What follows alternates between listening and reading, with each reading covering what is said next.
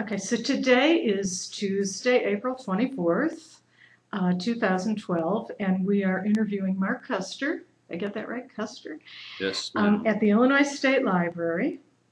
And Mark is 71 years old, Yes. having been born on December 3rd, 1940. That's right.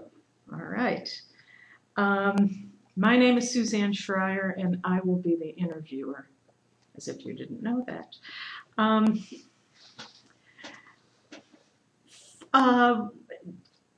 Could you state for the recording what war and branch of service you served in? I wasn't in no war. I was in peacetime, but I was in the Navy. All right. So then what was your rank? AMH-3. And where did you serve? Well, in the United States, several different places. I went to school and took my basic training in Great Lakes, Illinois. I went to Norman, Oklahoma for school. And I went to Millington, Tennessee to school. And then I went across the street and worked in a training squadron for where they was training Navy and Marine pilots. And then I went to Kingsville, Texas with the same job. And then I went to Meridian, Mississippi with the same job. And then I was honorably discharged. Can you talk a little more about your job assignment? Well, what we did was, my specialty was hydraulics on aircrafts, which is that's raise and lower the landing gear and move your flaps and your tail fins and stuff around. But actually, we worked in a metal shop and we took care of anything to do with the metal part of the airplane. If the skin had a flaw in it, we took the pieces off and replaced them. Or if we had a hydraulic cylinder that was bad, we took them off and replaced them. Or any metal line for a hydraulic line, if we had problems, we replaced them. And basically what we did, periodically they had a check that they did every so often in them airplanes. And I can't exactly remember what that was, but when that encountered when we would jack the airplane up on jacks and manually run the landing gear up and down and make sure all the safety locks worked. And everything was the same thing with your flaps and your tail fins, as long as they went in the right direction at the right time with the controls in the cockpit. We also took care of, I think that we took care of, no we didn't either. I thought we took care of the injection seats, but we didn't. We took care of any physical thing, like the windshield of the airplane. If it wasn't bad, we had to take it out and replace it. And the biggest problem was in Texas was birds hitting the windshields and cracking. And that's... Can you tell me a couple of your most memorable experiences? Yeah, the lieutenant commander was in charge of maintenance. This was when we was in Texas, and the nose gear, which had been the front landing gear, didn't come down, and they foamed the runway. And it was not a runway we was used to working on; it was a different runway, and they had all your Navy planes are, they have a tail hook on them, which means like on an aircraft carrier, they have a cable across there, and this tail hook catches the cable and slows the airplane down. And that lieutenant commander landed that aircraft. When it stopped, it just fell down on the nose. Didn't hurt nothing. We jacked it up and manually put the nose gear down, and he got back in it, flew it over to our hangar, and then we checked it out and found out what the problem was. I can't tell you what the problem was, that's too long ago. I'd say that was probably the most memorable moment I had. And what years was it? I didn't ask you. When? In 1958 to Okay. 61. And was your family with you, or did you have No, I was a single person, and Ah, no, that's all. My family was the guys that was in service. okay. So you were young. Yeah, I went in when I was 17. Wow. How were your living conditions? Oh, we was in Great Lakes. We was in old World War II barracks, and that was kind of drafty. But any of the other living conditions was good. Uh, Go ahead. I was just curious about the food. Did they feed you well? Oh yeah, it. It's probably about like when you was in school. Some of it you didn't like, but you wasn't going to go home and eat nowhere else, so you had to eat what they had. No, the food was just correct, cooked in a great amount of quantity, but for the most part, it was good. They had some stuff was better than others, of course, but And was there much pressure or stress that you felt, even though it was peacetime? Was it nah? too young for that. So you enjoyed it. Oh yeah, I wouldn't trade that. People said they would never. I said I didn't want to stay, but I wouldn't trade it for nothing. Wow. I didn't get to see much, but How long did you serve? just a little over 3 years.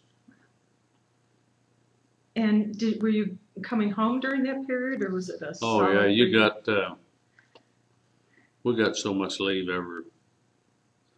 every year, and I don't remember how much it was anymore. So, oh yeah, I didn't.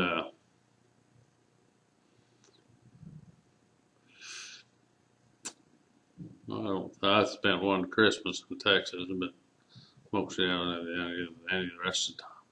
You had to rotate that. If you got off Christmas one year, you didn't get off next year for leave to go home. So, and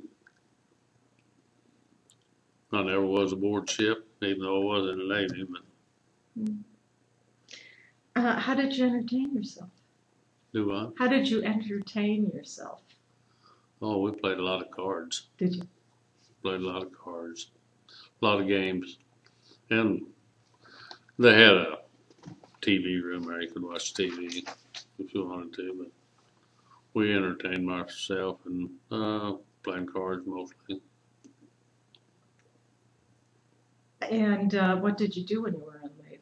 Just when you were on leave to go home? Oh, just visit with my family and friends. Time goes fast. Yeah, I bet. Did you travel anywhere else in the service while you were in the service, or you were just? No, okay. that was it. Was Texas the longest stay you had? Yeah, I'd say that was the longest distance away from home. So, is there anything you can remember that was particularly humorous or weird? No. Okay. Probably the low part in life was when the lieutenant commander was in charge of the maintenance shop. Plane crashed and killed him. That was the low part. Gosh, yeah. So nobody played any pranks?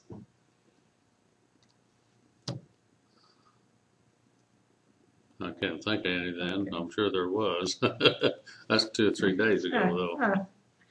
Do you have any photos that you'd like to share with us? Not with me. Okay. Well, you can send those to us if there's anything you want to add. I don't know. You know, we didn't take very many pictures then. Yeah, it's not like today, is it? Not like today when you take pictures all day, every day. Any comments about any of the fellow soldiers or officers that you served with? No. Did you keep friends? Most of the people was fine people. Did you keep a personal diary? No. Do you recall the day you were able to go home after these 3 years? Yeah, we was in Mississippi. Me and a guy from Wisconsin, we decided we'd save our money and hitchhike home, but we got about halfway home and then we rode the bus. The hitchhiking wasn't too good.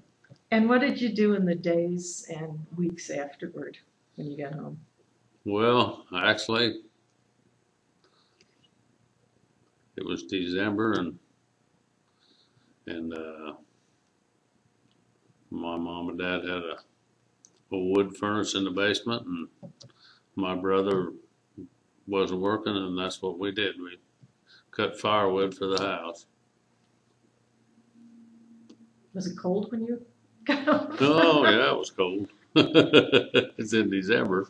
Wasn't like this year. This year was pretty Oh my mild. God, this was this winter this year. Did you work or go back to school right away, or? Oh, I went to work probably in February or March of the next year. What kind of work did you do? Went to work in a welding shop. Did you make any close friendships while you were serving? Not really that I kept in contact with.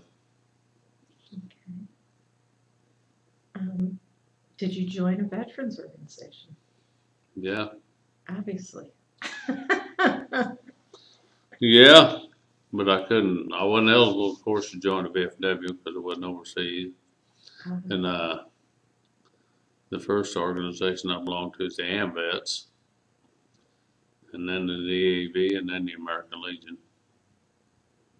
And what kind of activities do these associations have for you?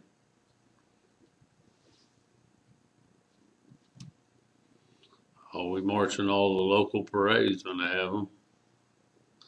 Whoever asks, we do whatever. Color guard for basketball games or anything that anybody asks us to color guard for, we do.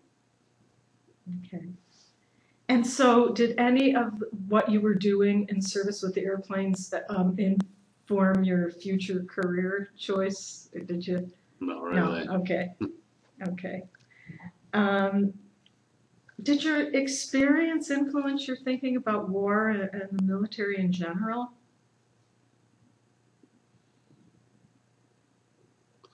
No, I always felt if they wanted me back, I would have went to Vietnam. I got out before Vietnam started, but I would have went to Vietnam. I wouldn't have any problem doing that. I wouldn't have been a protester, I guarantee you that.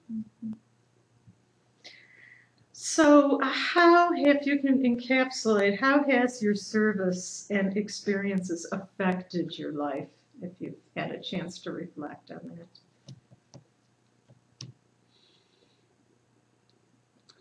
that? Learned you to live away from home, I know that. You got independent. Didn't have mama's cooking. Did you miss it? I bet. Oh, yeah.